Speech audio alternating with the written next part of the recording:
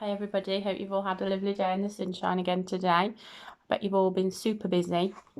Today's story is Lost and Found. Now some of you in year 2 might remember this. Did this story with Mrs. Williams and Mrs. Davis, didn't you? But it's nice to read it again. Once there was a boy, and one day he found a penguin at his door. The boy didn't know where it had come from, but it began to follow him everywhere. The penguin looked sad, and the boy thought it must be lost.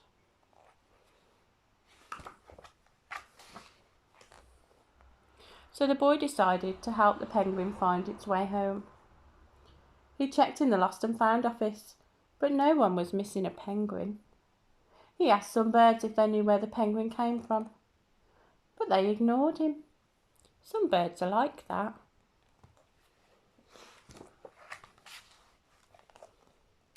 The boy asked his duck, but the duck floated away. He didn't know. That night the boy couldn't sleep for disappointment. He wanted to help the penguin, but he didn't know how. The next morning he discovered that penguins come from the South Pole. But how could he get there?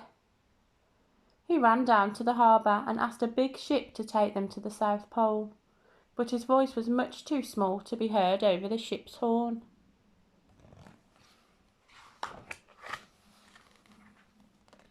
So together, he and the penguin would row to the South Pole.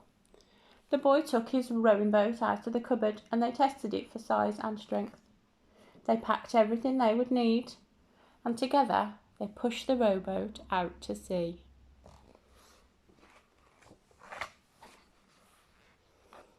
They rowed south for many days and nights, with the boy telling stories all the way. The penguin listened to everything that the boy said.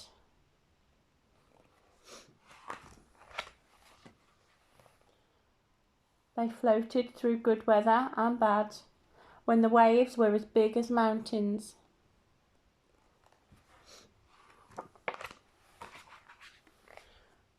Until they came to the South Pole.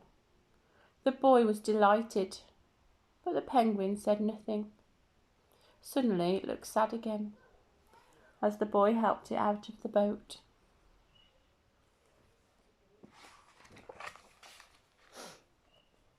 The boy said goodbye and floated away. But as he looked back, the penguin looked sadder than ever.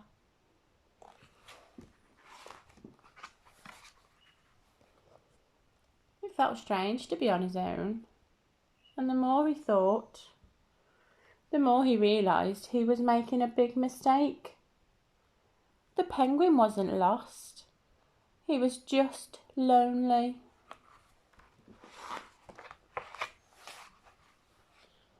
Quickly, he turned the boat around and headed back to the South Pole as fast as he could. At last he reached the pole again. But where was the penguin? The boy searched and searched, but he was nowhere to be found.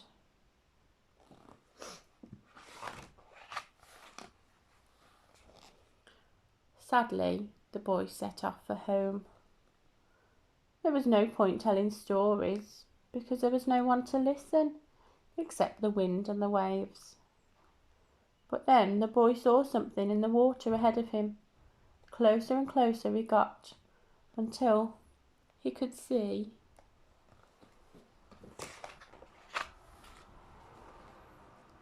the penguin.